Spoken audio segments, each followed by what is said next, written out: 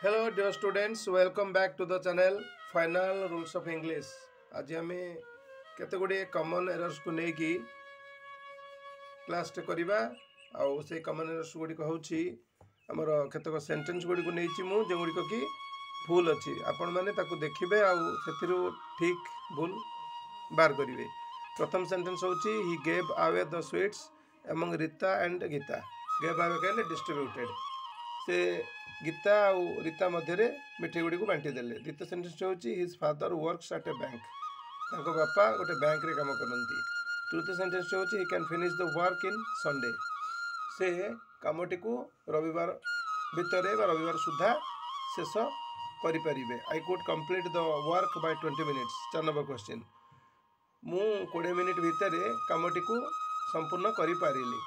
पंचम सेंटेंस हूँ ही is good in cricket. से क्रिकेट खेल रे बहुत प्रवीण व दक्ष अटंती। आउ षष्ठ नंबर वाक्यटी हूँ रीता इज हैप्पी ऑन मी। रीता मो उपरे खुशी अच्छी। ए सेंटेंस गुड़िक ठीक अच्छी कि भूल अच्छी आम देखा। सेंटेंस गुड़ी को ग्रामाटिकली ठीक करवा। तो सेंटेंस गुड़िक प्रथम हूँ he gave away the sweets among Rita and Gita. आम जो दुई जन मध्य किसी कार्य करूँ से प्रेपोजिशन बिटवीन व्यवहार करा जाए। एटी एमंग अच्छी एमंग 3 किंवा ताठू अधिक मध्य एमंग व्यवहार कर। तेणु ये हम he gave away the sweets between Rita and Gita among हेब ना। 2 नंबर हूँ his father works at a bank.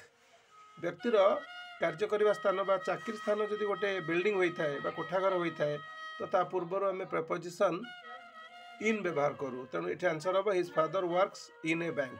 8 हेनी। तृतीय नंबर क्वेश्चन हूँ he can finish the work in Sunday. जितेबाला कौन बार कथा आलोचना करा जाए से बार पूर्वर आमर डे आउ डेट पूर्वर ऑन व्यवहार करा जाए। तेणु he can finish the work on Sunday.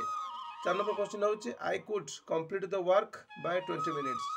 कौन सी कार्य को जितेबाला आम गोटे निर्दिष्ट समय भितर संपूर्ण करें कहूँ से पूर्व से समय पूर्व इन व्यवहार करा जाए। तो ये आंसर हम आई could complete the work in 20 minutes. पंचम नंबर वाक्यटी हूँ ही इज गुड इन क्रिकेट। कौन सी व्यक्ति यदि कौन कार्य जितेबाला सिद्धहस्त प्रवीण व दक्ष हुए और गुड यूज करूँ से गुड सहित प्रिपोजिशन आट व्यवहार करा जाए। गुड आट अर्थ हूँ कौन कार्य प्रवीण व दक्ष। तेणु ये आंसर हम he is good at cricket. और 6 नंबर वाक्यटी हूँ Rita is happy on me. Happy satisfied angry ये सब टाइपर एडजेक्टिव पर जो आम कौन व्यक्ति विशेष को रखू आम खुशी क्रोधित इत्यादि बुझाऊ से व्यक्ति आम विथ व्यवहार करूँ। तेणु ये आंसर हम Rita is happy with me on me हम ना।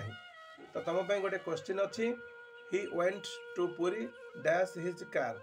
ये दुईटी प्रिपरेशन अच्छी गोटे अच्छी बाय गोटे अच्छी इन।